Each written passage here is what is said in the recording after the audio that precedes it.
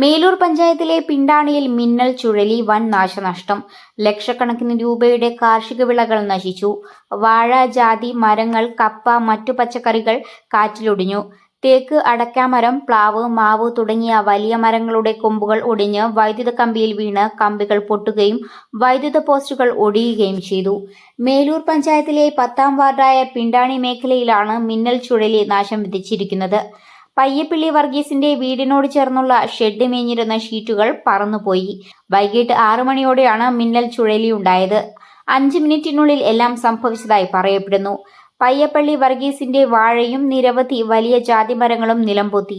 മേച്ചേരി മാർട്ടിന്റെ 15 ജാതി, പള്ളിത്തറ രാജൻ, ചാതേലി ജോസ്, ചാതേലി പോളി, ചാതേലി ബാബു, മാനാടൻ ബിജു, മേച്ചേരി പോൾസൺ, ബാബു ഗോവത്ത് പറമ്പൻ, പയ്യപ്പിള്ളി വർഗീസ് തുടങ്ങിയവരുടെ 100 കണക്കിന് വാഴകളാണ് ഒടിഞ്ഞു പോയിരിക്കുന്നത്.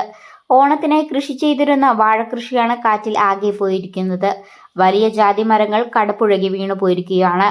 മാനാടൻ ബിജുവിന്റെ വീടിന്റെ മുകളിലേക്ക് പ്ലാവ് ഒടിഞ്ഞു വീണ് വീടിന് ഭാഗികമായി കേടുപാടുകൾ സംഭവിച്ചു.